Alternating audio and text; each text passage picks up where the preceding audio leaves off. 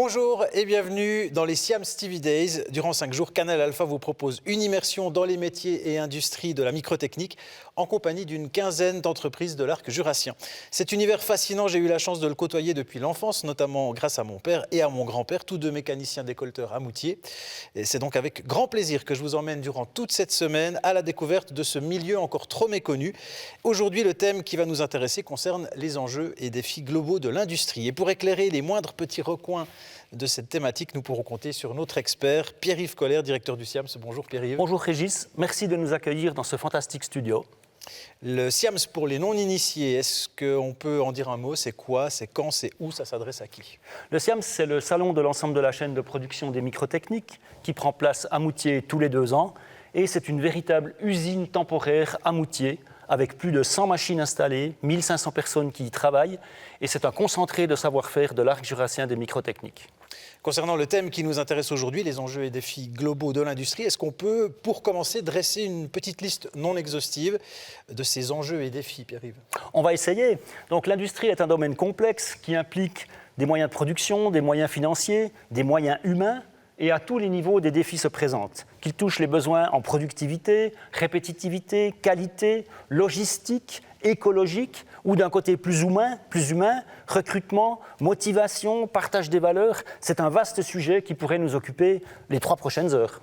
Pour détailler et discuter de ces différents points sur ce plateau, nous avons invité 3 entreprises représentées par 3 invités. Pierre-Yves, je vous laisse faire les présentations. Nous accueillons en premier Philippe Cordonnier, responsable Suisse romande chez Swissmem.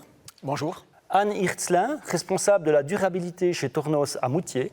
Bonjour. Et Claude Jeannera, professeur en conception mécanique à la HEARC Ingénierie à Neuchâtel. Bonjour. Bonjour. Avant qu'on entre dans le vif du sujet, je vous propose déjà de commencer cette émission par un mot-clé qui résumerait selon vous les défis et enjeux globaux de l'industrie d'aujourd'hui. Philippe Cordonnier. C'est très réducteur, un seul mot, mais conditions cadres, en fait, c'en est 2. On aura l'occasion d'en dire bien plus dans cette émission. Anne Hirtzlin. Innovation. Innovation. Et pour vous, Claude Jeannera? De mon côté, ce sera minimiser. Minimiser. On va demander aussi un mot à notre expert sur le plateau, Pierre-Yves. Alors pour moi, je dirais la cohérence. Cohérence, conditions cadres, innovation, minimiser, cohérence, autant de points dont on va reparler tout au long de cette émission, évidemment. Mais en premier lieu, je vous propose qu'on fasse déjà connaissance avec notre premier invité à travers un premier reportage. Pierre-Yves, par qui est-ce qu'on commence? Alors nous allons commencer à la Haute-École Arc et le premier reportage se passe à Neuchâtel. On regarde. La Haute-École Arc est une école de degré tertiaire supérieur. J'évoquerai 2 missions prioritaires. La première, c'est de former des jeunes bachelors et puis ensuite, pour certains d'entre eux, des jeunes masters. Mais en tant qu'institut de tertiaire supérieur, la Haute-École Arc fait également de la recherche et des projets pour le tissu industriel régional.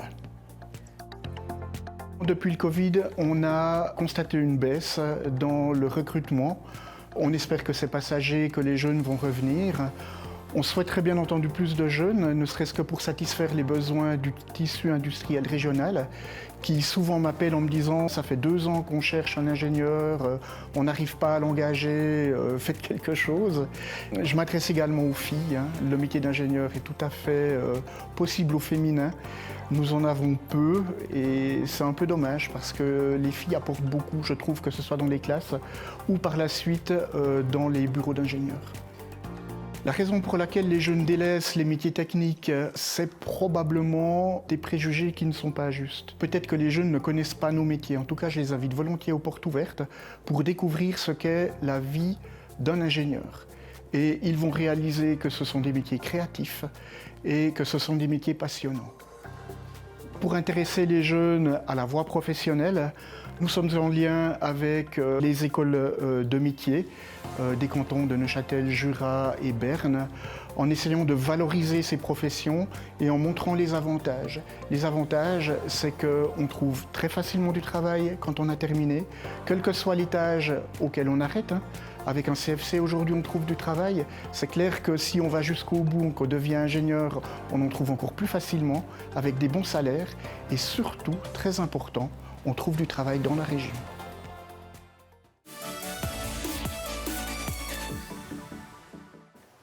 Claude Jeanneret, on entendait à l'instant Denis Prêtre parler de pénurie de personnel qualifié. C'est un des défis auxquels l'industrie doit faire face aujourd'hui à la HEARC. Bien que vous soyez une école et pas une entreprise, on l'a vu dans le reportage, vous n'êtes pas épargné par ce phénomène. Exact. Le recrutement des étudiants est actuellement en baisse. Je dirais que le Covid étant passé par là, on a quand même des interrogations sur les effets liés directement à cette pandémie, parce que finalement, les effectifs vont commencer de descendre plutôt dans cette période-là. Est-ce que certains jeunes ont le sens différent? Peut-être qu'ils imaginent la vie peut-être un petit peu différemment, mais surtout, effectivement, les métiers techniques, de manière générale, sont peut-être le parent pauvre de l'orientation, en règle générale. On va plutôt orienter les étudiants à faire des études, à passer par la voie du gymnase. Et puis, souvent, les métiers techniques sont quelque chose qui sont pratiquement plus abordés lorsqu'on va orienter les étudiants. Alors que ça a été parfaitement dit, c'est un métier passionnant, c'est un métier très créatif. Je dirais qu'on peut vraiment faire valoriser plein de compétences, de qualités. Et donc c'est vrai qu'on le regrette. Et puis on espère que ces prochaines années, la tendance s'inverse parce que c'est important pour l'industrie, mais je pense que c'est important aussi parce que c'est vraiment un métier passionnant. Alors on l'espère évidemment, mais on peut faire plus qu'espérer. Quelles sont les solutions qui peuvent être mises en place pour essayer d'inverser cette tendance? Anne Hirslin. Moi, je pense qu'il y a tout un travail de sensibilisation à faire, comme a dit Claude, faire des portes ouvertes, inciter les jeunes à venir découvrir les métiers. Il y a pas mal de choses qui ont déjà été mises en place sur la région de Moutier. On parle de BIPOG qui a été mis en place, programme de sensibilisation. Je pense que Pierre pourra en dire quelques mots. Je pense que c'est vraiment un peu faire découvrir cet univers aux jeunes qui n'ont pas forcément accès à ce milieu-là. On a aussi entendu Denis Prêtre parler de la place des femmes dans cette industrie. Elles sont sous-représentées, elles ne s'intéressent pas. C'est quoi le problème? Alors c'est un problème qui est complexe, qui n'est pas d'aujourd'hui. On a essayé depuis de nombreuses années de rendre nos métiers attractifs pour les femmes. Ça commence évidemment tout jeune, dans les écoles même primaires, pour sensibiliser les jeunes filles à l'intérêt des métiers techniques, qui ne sont pas réservés qu'aux garçons. Mais il y a toute une mentalité à faire évoluer. On a parlé avant des jeunes, mais c'est le microcosme autour des jeunes. Ce sont les parents, ce sont les enseignants, les copains entre eux aussi, qui s'influencent mutuellement. Donc il y a toute une palette finalement d'activités qui sont à mettre en place pour montrer l'intérêt des métiers techniques, mais aussi, comme l'a dit Anne, pour montrer l'intérêt des entreprises. C'est aussi aux entreprises à s'ouvrir. Beaucoup le font maintenant parce que face à cette pénurie de main-d'œuvre, les entreprises comprennent qu'elles doivent former. Et pour former tous les apprentis, elles doivent s'ouvrir et aller les chercher. Donc c'est aussi le travail des entreprises de s'ouvrir, de faire des portes ouvertes pour montrer l'attractivité et vraiment la fascination de ces métiers techniques. S'ouvrir, communiquer, c'est important. Encore faut-il savoir comment communiquer. Est-ce qu'en ce moment, les métiers de l'industrie souffrent encore d'une image qui est peut-être celle, j'allais dire, des ateliers de grand-papa? Est-ce que c'est une image qui est ancrée dans la tête des gens et qu'il faut changer aujourd'hui, selon vous? C'est vrai que de manière générale, l'industrie peut avoir la connotation d'endroit qui n'est pas forcément très agréable, qui peut être un peu austère, qui peut être grave. Enfin, peu importe la raison pour laquelle les ateliers peuvent être imaginés plutôt dans des conditions qui ne sont pas agréables. Mais c'est vrai que l'ouverture des portes des entreprises, ça va beaucoup influencer parce qu'aujourd'hui, une entreprise, c'est propre, c'est organisé, c'est lumineux. J'ai envie de dire que cette image austère, elle n'est plus réelle. Donc c'est vrai que je pense que d'ouvrir les portes aux jeunes est un élément important. Le meilleur moyen pour faire comprendre aux jeunes l'intérêt de ces métiers, c'est qu'ils viennent dans l'entreprise et voir finalement les produits finis. Parce que les jeunes aujourd'hui sont confrontés à tous les moyens technologiques, que ce soit smartphone par exemple, ou moyens technologiques dans le domaine électronique, ou même mobilité, automobile, avion. Et il faut faire le lien entre ces produits que les jeunes s'approprient en disant « tiens, ça c'est super » et leur faire comprendre que pour la majorité de ces produits, il y a quelque part en Suisse une entreprise qui a fait une pièce ou une machine. Et c'est faire le lien entre leurs produits de tous les jours, qu'ils trouvent absolument formidables, et finalement le fait que la plupart de ces produits ont un lien avec la Suisse. C'est ce lien qui est à établir pour leur montrer qu'on est une industrie d'innovation, de technologie et du futur. Anne Hirslin. Oui, je pense que c'est vraiment une image à changer. Comme l'a dit Claude, on voit quand on a des visites aussi dans l'entreprise, les gens sont surpris de voir la luminosité, de voir que c'est ouvert, que c'est propre, que c'est vraiment c'est une ambiance agréable. C'est vrai que cette image de l'industrie du siècle passé, elle est encore très forte. Et effectivement, je pense qu'il faut vraiment faire cet effort d'ouvrir les portes des entreprises pour que les gens puissent voir que tout ça a évolué, que ça a changé, pour que ça donne envie aussi aux jeunes et moins jeunes de venir dans l'industrie. Oui. Pierre-Yves, comment expliquer ce manque d'intérêt des jeunes pour les métiers techniques ? Est-ce qu'il y a une raison fondamentale à ça, selon vous ? Alors je pense que presque tout a été dit autour de cette table, mais effectivement l'image des métiers n'a pas évolué comme les métiers eux-mêmes. Ce qui veut dire que pour beaucoup de monde, on a encore l'impression que c'est la mine, alors qu'en réalité les métiers techniques sont des métiers d'avenir, sont des métiers modernes, sont des métiers passionnants pour les jeunes. Et le message doit passer aussi vers leurs parents, vers leurs enseignants, parce que finalement tout le monde est impliqué dans ce choix du métier. Et si l'enseignant est convaincu qu'il n'y a qu'une voie et que c'est la voie académique, ce sera également un frein. Donc il y a aussi beaucoup de travail à faire dans les écoles pour que tout le monde dise oui, l'apprentissage, la voie duale, le métier technique, c'est vraiment une voie d'avenir. Je vous propose qu'on passe tout de suite au deuxième reportage consacré à notre deuxième entreprise invitée sur ce plateau, Pierre-Yves. Nous nous déplaçons chez Tornos, juste en face de mes bureaux à Moutier. Et on se retrouve juste après pour continuer nos discussions. Le nom de Tornos, ça vient du tour, donc le fait de faire tourner des barres pour produire des pièces. C'est une entreprise qui a une très longue histoire, qui a commencé dans la deuxième moitié du 19e siècle, avec simplement ici sur le site, on a une rivière. Ils ont profité de cet apport d'énergie pour mettre ça sur les machines, faire tourner des barres et créer des petites pièces avec une haute précision pour l'époque. Il y a quelque chose d'une famille. On retrouve beaucoup de liens émotionnels entre les gens. Les gens se connaissent dans le privé, beaucoup de gens viennent de la région. Tout le monde a toujours quelqu'un qui a travaillé une fois chez Tornos, qui a été formé chez Tornos, qui a eu un vécu avec Tornos. Donc c'est profondément ancré. Les racines vont très très loin dans cette région. On a, entre autres, dans les dernières années, développé et mis sur le marché avec succès cette Swiss Nano 7. Aujourd'hui, on sait que les mètres carrés sont une bataille dans les usines. On essaie de réduire l'espace. Et cette machine, déjà extrêmement compacte, permet d'optimiser les surfaces. Elle a une précision et une stabilité qui sont vraiment de très haut niveau, qui permettent de faire des pièces, que ce soit dans l'horlogerie comme dans le médical, avec une précision extrême et malgré tout avec une certaine cadence et aussi une finition des surfaces, quelle que soit la matière, qui atteint vraiment des sommets. La chose sur laquelle on est le plus fier au niveau de Tornos, c'est d'avoir réussi dans les dernières années à vraiment diversifier notre activité. Tornos était extrêmement dépendant de l'automobile et de l'horlogerie qui ont des cycles très prononcés économiquement, ce qui fait que les entreprises étaient soit en surchauffe, soit à l'arrêt. En anticipation, on a réussi à pénétrer différents domaines industriels qui font qu'aujourd'hui, on a une crédibilité, on a une assise. Et je pense que ça, c'est un des grands succès de Tornos ces 4 ou 5 dernières années.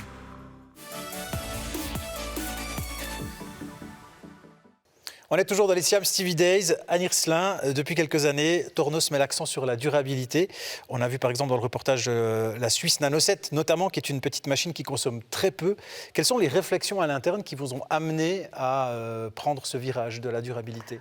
Je pense que c'est toujours au départ des personnes qui amènent des sujets, qui sont convaincus par la nécessité de faire avancer les choses. Et nous, on a déjà chez Tornos des gens qui sont venus très vite, très rapidement avec ce sujet-là. Donc on peut dire qu'il y a vraiment des actions déjà qui ont été initiées chez Tornos depuis même des dizaines d'années. Cette prise de conscience écologique dans l'industrie, c'est quelque chose que vous constatez aussi, Philippe Cordonnier ? Oui, évidemment. Évidemment, sous la pression des clients, des fournisseurs des fois, et puis aussi de la situation qu'on a vécue l'hiver passé ou cet hiver avec la problématique de l'approvisionnement en énergie. Et beaucoup d'entreprises ont pris conscience du fait que l'approvisionnement en énergie, c'est quelque chose qui est aléatoire. On a des problèmes d'approvisionnement et pour y pallier, il faut baisser la consommation d'énergie. Donc c'est aussi bien au niveau de la production des biens d'équipement que de la fabrication des machines. l'industrie des machines que je représente a baissé sa consommation en Suisse de 55% depuis 1990. Donc on a déjà aujourd'hui atteint pour notre industrie les objectifs de 2030. Il faut continuer.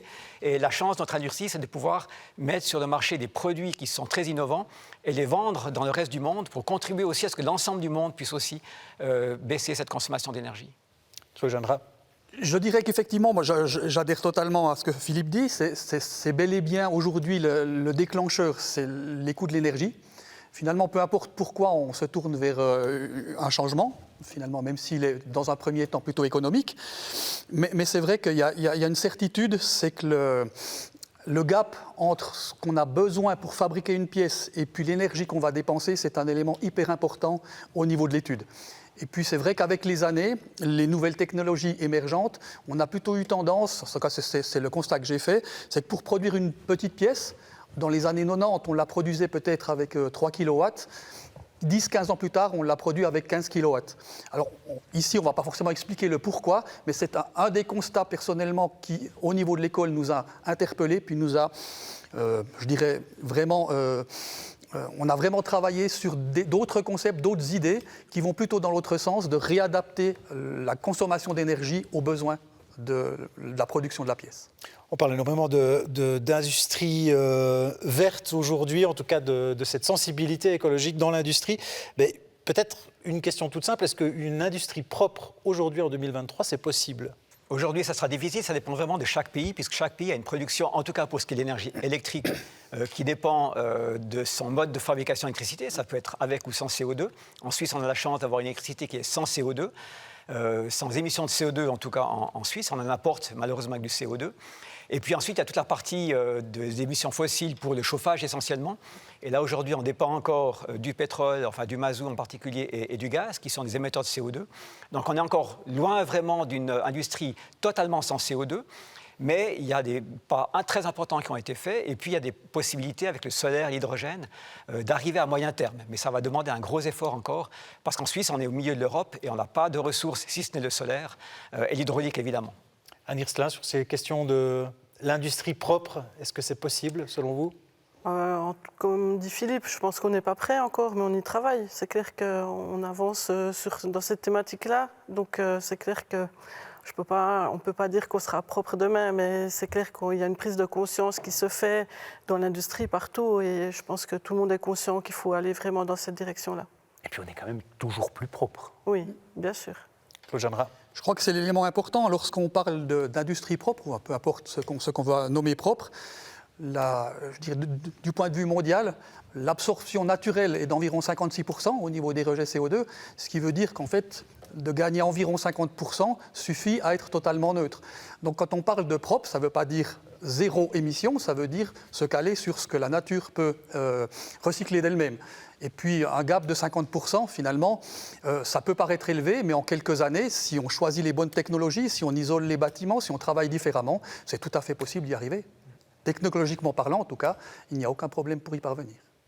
Pierre-Yves, ces questions environnementales sont au cœur des réflexions de l'industrie aujourd'hui. Vous le constatez aussi à l'échelle du SIAMS, j'imagine. Alors oui, un salon n'est pas nécessairement le meilleur moyen pour rester écologiquement neutre, mais effectivement, nous travaillons aussi à ce sujet-là.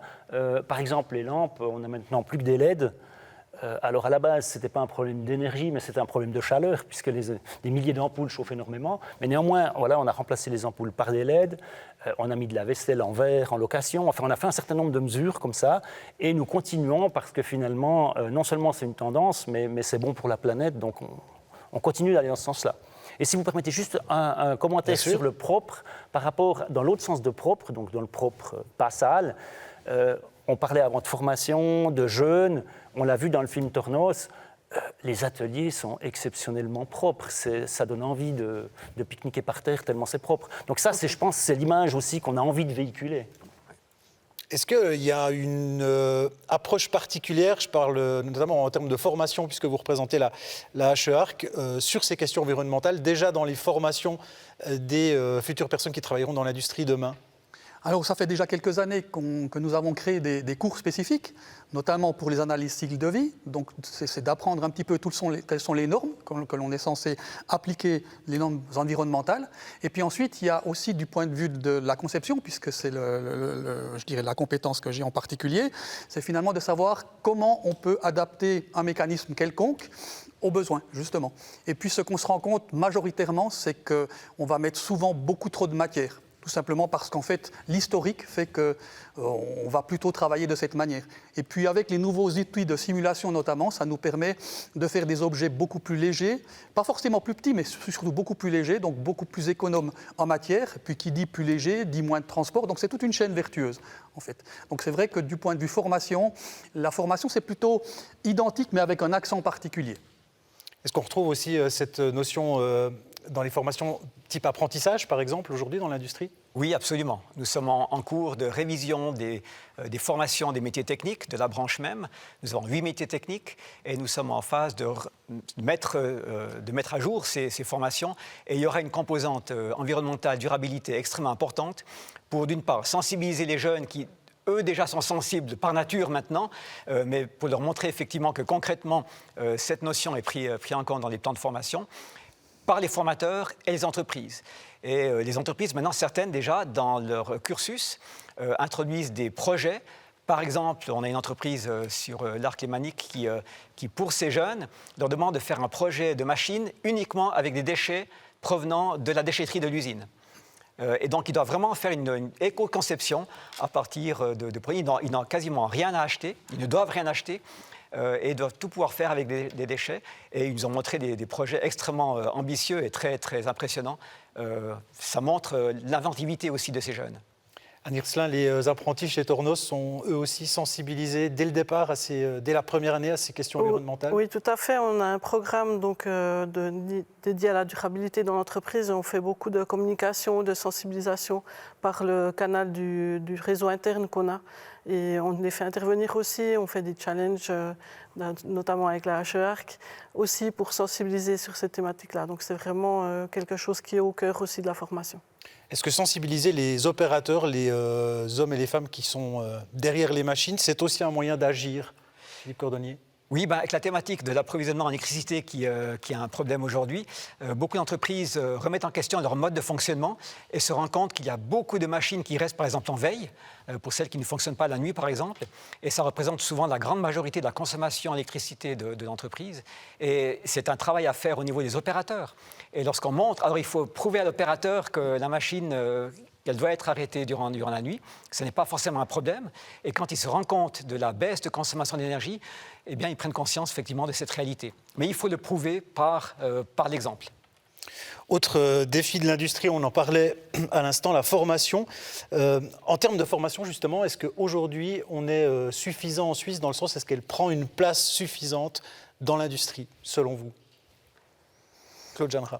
Alors je dirais que, en tout cas, le challenge que l'on voit dans le domaine de la formation, c'est d'essayer d'anticiper finalement les problèmes à venir. Donc, notamment au travers de tout ce qui est aspect durabilité ou problèmes environnementaux, on a essayé systématiquement de caler nos formations en essayant de former des ingénieurs qui auraient en tout cas des compétences particulières dans ce domaine. Finalement, ce qu'on attend probablement d'un jeune qui arrive dans une entreprise, c'est d'un petit peu bousculer aussi à l'interne, c'est d'amener d'autres réflexions, d'autres visions, et puis de les confronter avec les habitudes d'une entreprise. Donc les nouveaux ingénieurs, je pense qu'ils ont un rôle primordial de fraîcheur et puis d'arriver avec des nouveaux outils. Et puis je pense que c'est aussi à travers cette formation que les choses peuvent évoluer. Est-ce qu'il y a un manque de soutien, selon vous, en Suisse, concernant les formations pour les métiers techniques ? Non, on n'a pas besoin de soutien. Le soutien, il doit venir de la branche. Les entreprises aujourd'hui, un de leurs problèmes majeurs, c'est effectivement le manque de main-d'œuvre qualifiée. On en a parlé en début d'émission. Et c'est les entreprises qui doivent se prendre en main. Aujourd'hui, on a environ 10% des places d'apprentissage qui ne sont pas repourvues par manque de jeunes. Et l'entreprise ne peut pas dire « Ah, mais je manque de personnel, qu'est-ce que je dois faire ?» Non. Alors, si tu n'as pas assez de personnel, forme. C'est ta responsabilité de former pour pouvoir un jour avoir la capacité suffisante de pouvoir produire. Donc c'est une responsabilité d'entreprise. Et en principe d'entreprise, en tout cas chez nous, elles ont ce réflexe, mais c'est un travail de longue haleine et il faut continuer à marteler ce message que ces métiers sont extraordinaires. On a un problème en Suisse romande par rapport à la Suisse alémanique, c'est qu'en Suisse romande, on a beaucoup trop de jeunes qui vont vers la voie académique et beaucoup moins qui vont vers la voie de l'apprentissage. Et ça, c'est un changement de mentalité qu'il faut faire passer, en tout cas chez nous. Pierre-Yves Collet, vous vouliez réagir? Oui, j'avais juste une question par rapport à la haute école. Vous dites les ingénieurs qui sortent aujourd'hui, ils sont au top, et puis ils peuvent aller dans l'entreprise et puis un peu chambouler ce qui se passe dans l'entreprise. Quid des ingénieurs qui sont déjà en poste? Est-ce que vous avez aussi des formations pour rafraîchir leurs compétences en termes de durabilité, comment ça se passe à ce niveau-là? Alors officiellement, il n'y a pas de formation ou de post-formation, mais par contre, on fait de plus en plus de formations internes aux entreprises, donc sur demande, où elles nous demandent de préparer des formations spécifiques de 1 jour, 2 jours ou quelques demi-jours. Et ça, c'est quelque chose qui émerge gentiment, cette demande. Et souvent, elle est orientée sur le point de vue de l'éco-conception, de manière générale. Et souvent, on essaie d'adapter notre formation aux besoins de l'entreprise en faisant des petites études sur leurs besoins. Bien, merci madame, merci messieurs. Voici qui clôt la première partie de nos discussions. On a eu l'occasion d'aborder ensemble déjà pas mal de points comme l'écologie, la durabilité, les économies d'énergie possibles, mais aussi la formation. Si vous souhaitez encore un peu approfondir ces différentes thématiques avec nos invités, je vous propose de nous rejoindre d'ici quelques minutes pour la suite de cette émission. Ce sera sur le site de Canal Alpha, canalalpha.ch/SIAMS. Bonsoir.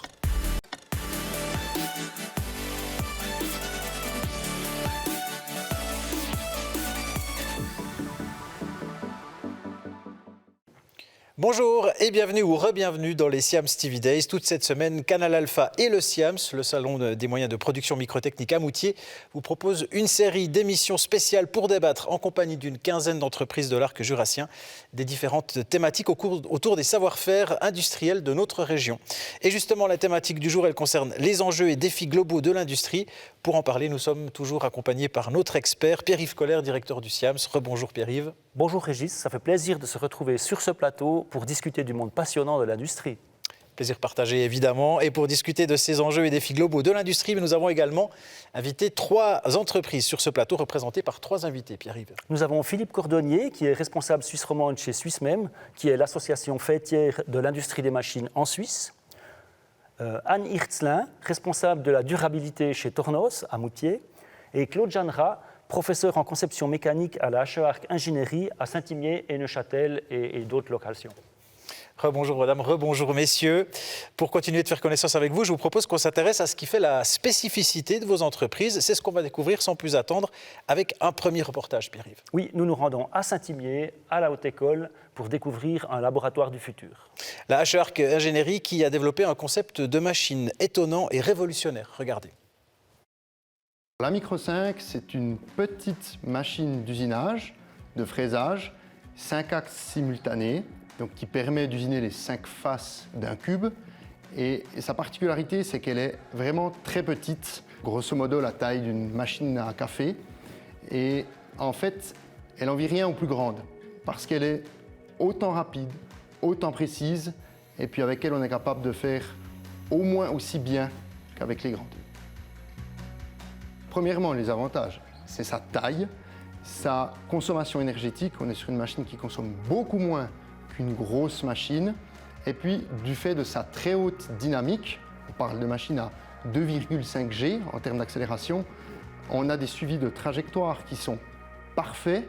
Et puis, on arrive à usiner une pièce, si on prend une carrure, en beaucoup moins de temps que sur une grosse machine qui va se traîner quelque part. C'est un peu la Formule 1 des machines. Alors, qu'est-ce qui l'a rendue autonome et auto-apprenante? C'est tout cet aspect intelligence artificielle. À l'époque, on était au balbutiement, on ne savait pas trop où on allait. Et puis, un soir de décembre 2017, je devais usiner beaucoup de pièces identiques. Et puis, un ingénieur, quand il n'a rien d'autre à faire, il va chercher, voir qu'est-ce qui se passe. Et puis, j'ai pu regarder ce qui se passait dans le courant de la broche, voir qu'est-ce qui se passait quand j'étais dans la matière, hors de la matière. Et ça a permis de faire la présentation qu'on a faite au SIAMS en 2018 en disant, voilà, on passe dans une couche d'intelligence artificielle et ça nous dit la pièce, elle est bonne ou pas, alors même qu'elle est encore dans la machine. Et puis ça, c'était une véritable révolution pour garantir en fait aussi une pièce bonne du premier coup. Classiquement, aujourd'hui, quand on change d'outil, on va le remesurer. Tandis que là, elle venait toucher la matière. Et au moment de toucher la matière, on savait où on était. Et c'est ça qui la rend vraiment auto-apprenante.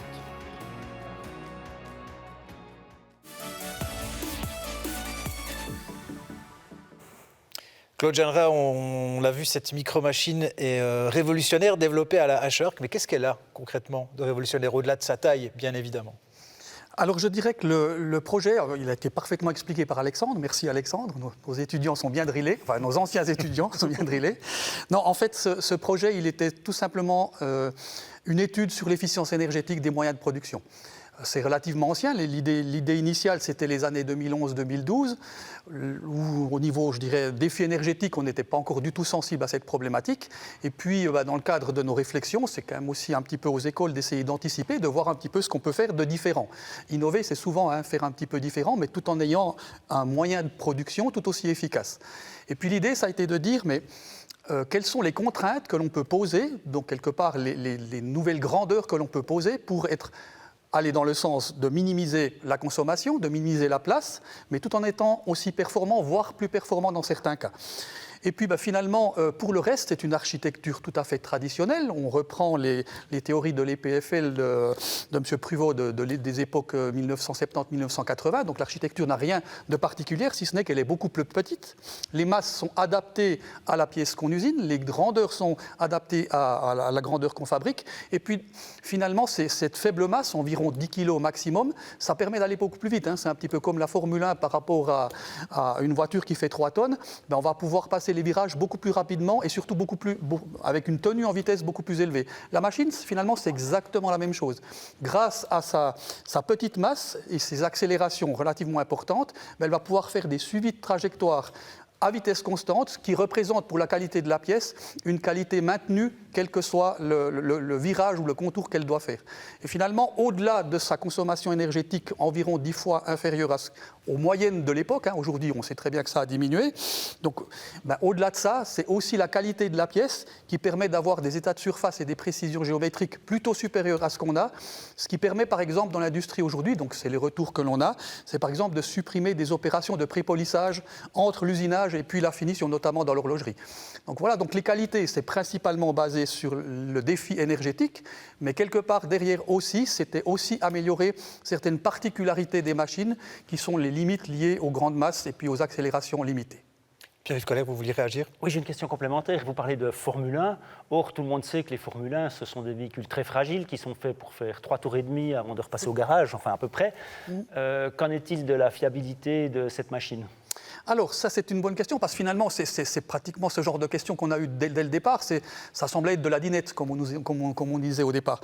Mais en fait, si vous regardez les énergies transportées aux vitesses que l'on a par rapport aux masses que l'on a, la réalité, c'est que les énergies sont beaucoup plus faibles que ce qu'aurait une grande machine. Donc en cas d'impact, par exemple, c'est souvent là qu'on a des destructions, l'impact sera beaucoup plus faible sur une petite machine qu'une grande machine, donc si on veut quelque part, l'accident ne va rien provoquer. Pour le reste, les durées de vie des composants sont rigoureusement identiques aux autres composants, donc finalement il n'y a aucune raison objective pour que la fiabilité et la durée de vie soient plus faibles. Anne Hirsla, Philippe Cordonnier, une réaction sur cette machine étonnante? Alors, moi, j'ai eu de la chance de la découvrir depuis quelques années déjà. Je suis assez convaincue de cette nouvelle technologie et je pense que c'est vraiment l'avenir. Donc, je ne peux que saluer toutes ces initiatives qui ont été démarrées. Philippe Cordonnier? Alors, indépendamment de cette machine, je pense que ça montre la diversité, la richesse, l'innovation de nos entreprises en Suisse, qui ont toutes pour moteur l'innovation, la précision et finalement la qualité. C'est ce qui fait, ce sont les caractéristiques de l'industrie des machines en Suisse. Et ça montre aussi que nos entreprises, elles arrivent à sortir de la monoculture. Ça a commencé par le monde de l'horlogerie, qui aujourd'hui est encore extrêmement porteur. Mais les entreprises, pour éviter, ça a été dit d'ailleurs par Tornos, pour éviter ces problèmes de cycle de l'automobile ou de l'horlogerie, maintenant travaillent dans des domaines extrêmement diversifiés, travaillent aussi bien pour l'horlogerie que pour la sous-traitance médicale, pour le domaine aéronautique, le spatial, les outils. Donc elles se diversifient, toujours avec comme particularité d'avoir la qualité, la précision et la fiabilité comme objectif. Est-ce que la miniaturisation des machines avec des consommations d'énergie toujours plus basses, c'est l'axe principal, ou en tout cas un des axes principaux des futures innovations industrielles selon vous? Ça rejoint quelque part ce qui a été dit, enfin de mon côté, ce qui a été dit, c'est la minimisation. De manière générale, on a souvent imaginé que la matière était à profusion et qu'on ne devait pas se soucier finalement de la quantité de matière qu'on utilise. Souvent, la matière était relativement bon marché, donc c'est vraiment un élément qu'on ne prenait pas en compte. Ce qui veut dire que lorsqu'on construit, on construit avec ce qu'on a, on a suffisamment, alors que dans la réalité, le besoin réel pour pouvoir obtenir de la précision et de la vitesse, il est bien inférieur. Et c'est vrai qu'il faut reconnaître qu'aujourd'hui, les outils de simulation nous aident énormément à pouvoir faire ce travail. J'ai envie de dire, lorsque j'ai commencé de travailler, on n'avait pas cette possibilité. Ça veut dire qu'on faisait ce qu'on appelle de l'innovation incrémentale. Ça veut dire qu'on savait ce qui fonctionnait, on faisait un nouveau produit, je dirais de manière similaire, un peu plus grand, un peu plus petit. Aujourd'hui, on a vraiment des possibilités d'optimiser, donc d'aller mettre de la matière là où il le faut. Et c'est vrai que ça, c'est vraiment une particularité des ingénieurs d'aujourd'hui, c'est d'être capable d'être hyper pointu puis de faire juste ce qu'il faut. Et les outils sont suffisamment précis pour qu'au final, le mécanisme réel fonctionne exactement comme c'était prévu. Anne Hirslin, Philippe Cordonnier, des machines miniatures, c'est partout dans les usines demain, c'est l'avenir pour vous? Alors, oui et non. Je pense qu'il y a un aspect qu'il ne faut pas oublier, c'est que, comme pour la fabrication additive, ce sont des nouvelles technologies qui permettent de faire des nouveaux produits d'une nouvelle manière. Ça ne va pas remplacer les machines traditionnelles, on a toujours besoin, par exemple, pour faire des grosses pièces de voiture, par exemple, ou pour des pièces d'avion, de grandes machines d'usinage. Ça se fait toujours, ça se fera toujours, mais on a ces nouvelles machines pour des nouveaux domaines, comme la fabrication additive ou la fabrication de très petits composants, qui offrent des nouvelles perspectives à notre industrie qu'il n'y avait pas précédemment. Donc ce sont des nouvelles niches qui s'ouvrent, qui vont compléter ce qui se fait déjà aujourd'hui et ce qui se fait encore beaucoup mieux aussi. Il y a une évolution aussi dans les grandes machines, évidemment. Anne Hirslin. Moi, je pense effectivement le fait d'avoir des machines, en tout cas compactes, qui prennent peu de place, peu de surface au sol, c'est quand même très demandé par les clients, parce que les coûts de construction sont chers, parce que voilà. Et on voit typiquement avec notre Swiss Nano, qui consomme très peu, qui est très compacte, c'est une des machines qui a beaucoup de succès dans les marchés. Donc on voit, il y a vraiment cette tendance qui est là. Pierre-Yves, la Micro 5 avait été présentée au SIAMS en 2016, si je ne m'abuse. Et quels avaient été les retours à l'époque? 16 ou 18 peut-être. 16. Ah, 16, oui. Alors effectivement, donc, la micro-machine avait tiré beaucoup de monde.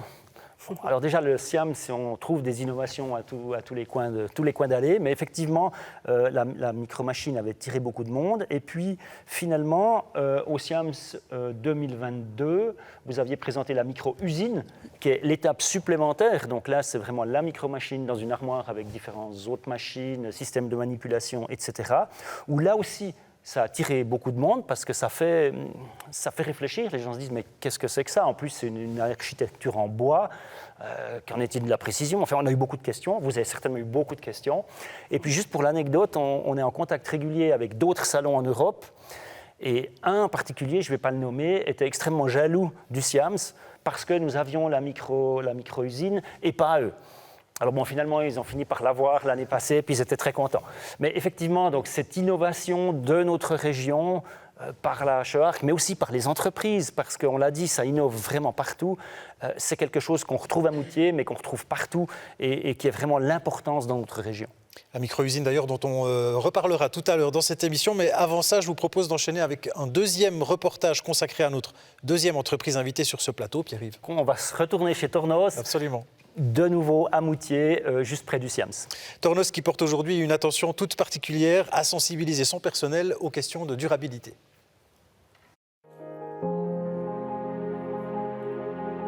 Je m'appelle Anne Hirslin, donc je travaille chez Tornos en tant que responsable de la durabilité. À partir de 2017, on a travaillé sur les valeurs de l'entreprise et puis ces valeurs ont naturellement apporté cette thématique de la durabilité, de la RSE, de la responsabilité sociétale des entreprises. Les questions de durabilité sociale se traduisent sous différents angles. On a typiquement toujours dans le cadre des valeurs développé une communauté des valeurs.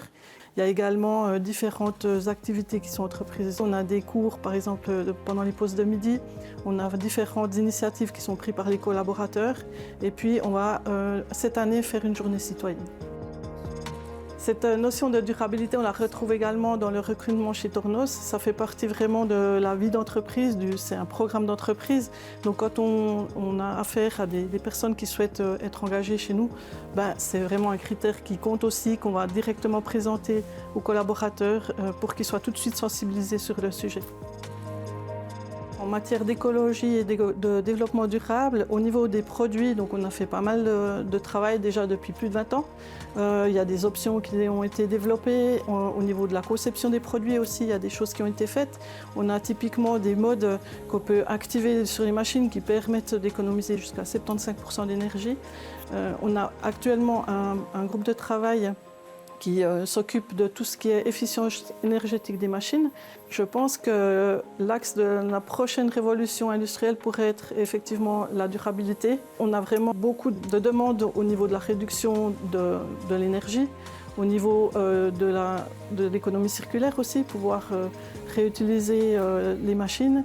Il y a aussi un cadre légal qui fait qu'il y a beaucoup de choses maintenant qui sont demandées, qui se mettent en place, beaucoup d'initiatives. Et je pense qu'effectivement, ça peut déboucher sur une révolution.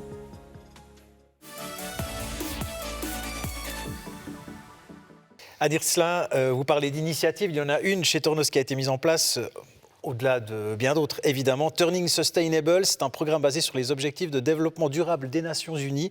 Quels sont ces objectifs et sous quelle forme concrète est appliquée cette initiative chez Tornos ?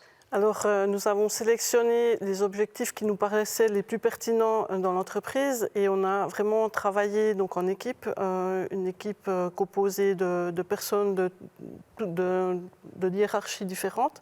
Et le but, c'est déjà, dès le départ, de sensibiliser les collaborateurs sur cette thématique-là. Et on décline vraiment ce programme Turning Sustainable autour de ces 17 axes. Et concrètement, quand vous parlez de sensibiliser le personnel, on a des images qui nous viennent en tête, on se dit pensez à éteindre les lumières, enfin c'est des choses qui peuvent être tout à fait évidentes, peut-être que ça va aussi plus loin que ça ? Alors bien sûr, c'est une des thématiques, mais on a aussi même créé des workshops en fait dans les différents départements où ils ont travaillé sur ces thématiques-là et ils sont venus, on a eu vraiment beaucoup de propositions de la part des collaborateurs en production partout en disant tiens, si on met ça en place, on pourra réduire l'énergie. Ce qui a fait que toutes ces initiatives mises bout à bout ont permis de réduire la consommation de 35% sur 3 mois. Est-ce que ce genre d'initiative est de plus en plus répandu dans les entreprises ? Philippe Cordonnier, peut-être ? Oui, bien sûr. Évidemment, je pense que l'hiver passé était quand même un choc pour beaucoup, au niveau privé, lorsqu'il a fallu baisser la température dans les appartements, mais aussi dans les entreprises. Et tout d'un coup, on s'est retrouvé un matin en ayant un peu froid. Et là, on prend conscience, finalement, de l'approvisionnement qui peut être problématique. Et je crois que c'est une histoire qui touche tout le monde. Ce n'est pas seulement le manager qui doit trouver la solution, mais ce sont des solutions qui viennent de la part de tout le monde. Tout le monde est impliqué, tout le monde doit apporter sa pierre à l'édifice. Et je pense que ce sont les opérateurs, les gens du terrain, de l'atelier, qui, eux, connaissent vraiment le fonctionnement des machines, les besoins en termes aussi énergétiques, qui peuvent contribuer ensemble à trouver des solutions. Et c'est comme ça qu'on pourra améliorer cette problématique. Claude Jeanneret, on parlait tout à l'heure des jeunes qui sont déjà de base sensibilisés à toutes ces questions-là. Est-ce que ce genre d'initiative est toujours bien accueilli ? C'est toujours compliqué de demander aux gens de faire des efforts. Est-ce que parfois ça coince quand même un peu ? Je dirais que de manière générale, non. Alors après, dans les faits, c'est autre chose, mais ça ne coince réellement jamais. Je pense qu'il y a beaucoup d'intérêt à essayer de comprendre les enjeux. Et puis l'application peut être un petit peu différente. J'ai envie de dire que, par exemple, la moto puissante ou surpuissante, la voiture surpuissante, elle est toujours dans l'ADN des gens. Donc, quelque part, de vouloir... dire que tout ça, c'est peut-être plus les solutions de demain, ça peut être difficile, c'est pas vendeur. Donc quelque part, l'idée, c'est de dire, mais l'idée, c'est pas de restreindre les libertés, c'est finalement de modifier un petit peu ce qui fait fun quelque part. Qu'est-ce qui va demain nous faire éclairer les yeux ? C'est peut-être plus ce qu'on a vécu, c'est peut-être des choses nouvelles, c'est peut-être des nouvelles technologies, ou peu importe. Donc c'est vrai que pour moi, l'important, c'est de ne pas donner un message austère.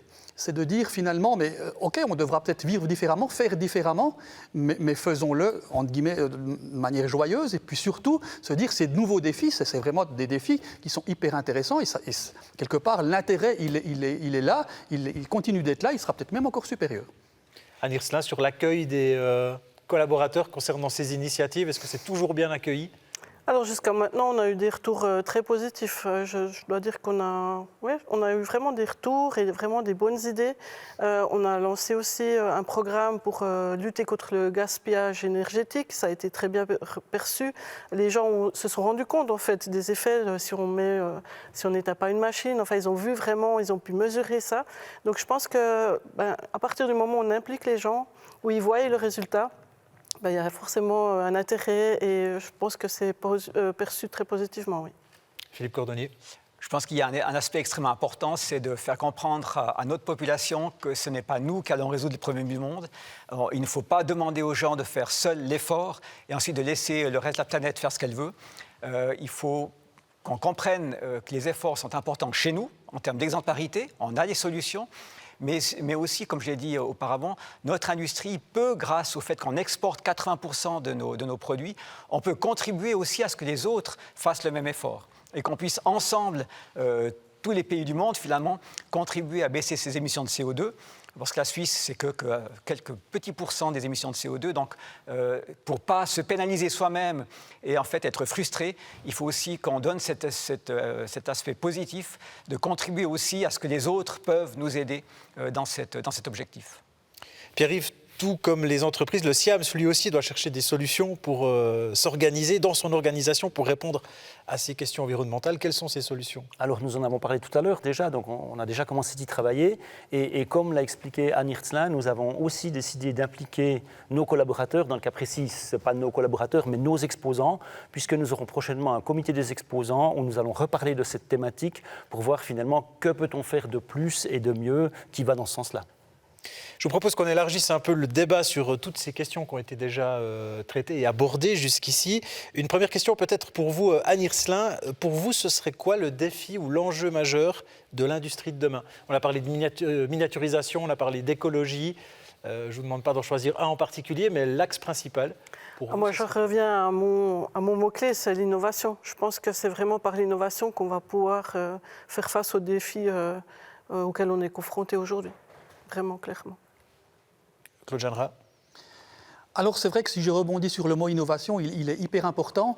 Après, il faut préciser quel genre d'innovation, parce que si on veut changer les choses, on appellerait ça des innovations de rupture.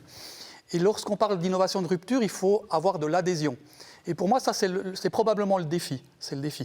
On va innover différemment, mais il faut faire adhérer. Parce qu'en fait, dès le moment où on change, il y a de la résistance. Donc, il faudra beaucoup expliquer. Il faudra, à mon avis, être présent partout et puis accompagner le changement. Donc, j'ai envie de dire qu'il faut arriver à obtenir de l'adhésion, je dirais, de manière dans différents départements qui peuvent après faire le relais pour pouvoir avoir cette adhésion globale. Donc, innovation, absolument, mais innovation particulière et puis adhésion derrière. Et on revient sur mon mot-clé qui était cohérence, où finalement, cette innovation, on doit vraiment faire un puzzle cohérent de tous les éléments pour que ça fonctionne. Philippe Cordonnier. Oui, alors je suis évidemment tout à fait d'accord avec le mot innovation. Le problème, je vois un peu un bémol, c'est qu'aujourd'hui, malheureusement, dans les PME, qui sont le cœur de l'industrie, 85% de l'industrie sont portés par des PME. Aujourd'hui, les PME de notre pays en industrie ont énormément de peine à continuer à faire de l'innovation parce qu'elles manquent de ressources financières. Aujourd'hui, les marges dans notre industrie sont érodées par des problématiques dont on a parlé de coûts de production, entre coûts d'énergie, augmentation des salaires, problèmes d'approvisionnement. Et toutes ces contraintes, aujourd'hui, érodent les marges de nos PME. Et sachant que ce sont les PME aujourd'hui qui innovent la plupart du temps, elles ont une plus faible capacité d'innovation parce qu'elles ont moins de moyens financiers. Et c'est pour nous un risque majeur de perdre notre industrie parce qu'elle n'a plus cette capacité d'innovation, sachant que l'innovation, elle est financée essentiellement par les entreprises et non pas par l'État, ce qui est important parce que ce sont les entreprises qui savent mieux que quiconque comment innover, quels sont les produits à mettre sur le marché. Et si elles n'ont plus cette capacité d'innovation parce qu'elles n'ont plus les ressources financières, eh bien c'est une lente érosion malheureusement de l'industrie auquel on pourrait être confronté. On parle d'innovation, j'en profite, Claude Jeanneret, pour me tourner vers vous et qu'on dise un mot sur le Micro-Lean Lab. Notre ami Pierre-Yves Colère en a déjà dit un mot tout à l'heure, mais plus concrètement, c'est donc l'évolution, la suite du projet de la micro-machine. Qu'est-ce que ce Micro-Lean Lab et quelles sont ses applications possibles dans l'avenir en entreprise sur le terrain? Alors déjà, peut-être la naissance du Micro-Lean Lab, ça finalement, dans une école, c'est la particularité, c'est que nos étudiants travaillent aussi dans ces thématiques. Et puis, quelques étudiants ont eu comme mission de faire un joli carénage à cette machine Micro 5. Et puis, ils n'ont pas obéi, merci à eux. Et puis, ce qu'il en est ressorti, c'est qu'ils se sont dit, mais finalement, si cette petite machine, elle prend peu de place, elle consomme peu, pourquoi on ne la mettrait pas comme dans une étagère? Donc, faire quelque part une micro-usine à plusieurs machines, peu importe le type de process, dans un environnement hyper restreint, mais surtout aussi en utilisant la verticalité. Donc ça, c'était l'arrivée de leur projet qui a tout de suite séduit au niveau des professeurs. Ce qui nous a permis de déposer un projet spécifique soutenu par la HESSO, donc notre principal contributeur au niveau des financements internes, ce qui nous a permis de développer cette première idée, donc la première usine en bois qui est aujourd'hui encore celle que l'on utilise, est issue d'un projet cette fois-ci de recherche, non plus d'étudiants. Et puis quelle est l'idée là derrière? Finalement, si on veut encore plus restreindre la place que prend l'industrie, la plupart du temps, on a énormément de place en verticale qu'on n'utilise pas. Donc l'idée de l'étagère, finalement, elle n'est pas si saute que ça. Puis d'ailleurs, si on voit juste derrière nous, ça ressemble un petit peu à une micro-usine, en fait, ce qu'on a ici à l'arrière. C'est que finalement, vous imaginez sur cet environnement des machines qui sont simplement le long du mur et puis qui vont utiliser aussi la hauteur avec un système de robots autonomes qui pourra asservir toutes ces machines et puis passer par exemple pour faire un produit fini depuis la première station jusqu'à la dernière station de manière totalement autonome.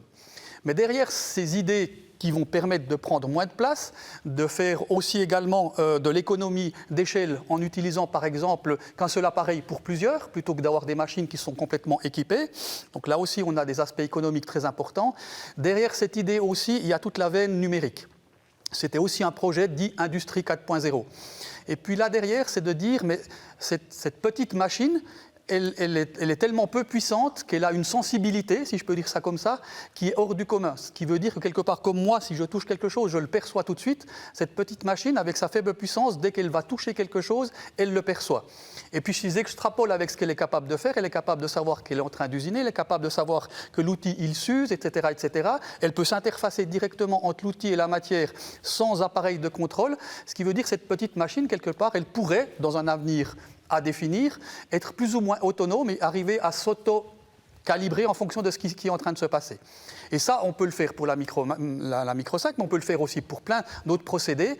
Et puis, ce Micro-Lean Lab, finalement, il est né de ces idées.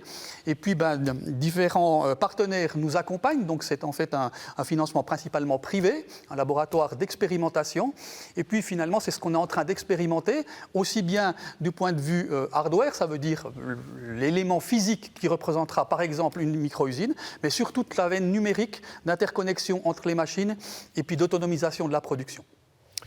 Une réaction sur ce que va dire Claude Jeanneret concernant cette micro-usine. Est-ce que c'est l'avenir? Est-ce qu'on imagine l'avenir avec des micro-usines un peu partout qui remplaceront les grosses usines de l'industrie d'aujourd'hui? Alors, l'évolution que je vois dans les entreprises qui sont dans notre giron, c'est une évolution tout à fait similaire, à savoir des machines de plus en plus performantes, qui sont de plus en plus connectées aussi, connectées entre elles, mais aussi connectées avec soit les fournisseurs, soit les clients. Et les entreprises vont de plus en plus vendre de la machine, des machines et aussi des services pour, par exemple, avoir de la valeur ajoutée sur des produits finis qui seront personnalisés. Et ça, c'est une tendance que l'on voit à tout niveau, dans les domaines aussi bien de grosse consommation, par exemple, comme l'automobile, mais aussi vers l'aéronautique, vers la connectique ou vers le domaine médical, la sous-traitance médicale aussi, qui est extrêmement important, pour, par exemple, produire des prothèses qui soient directement aux besoins et aux mensurations du patient, par exemple.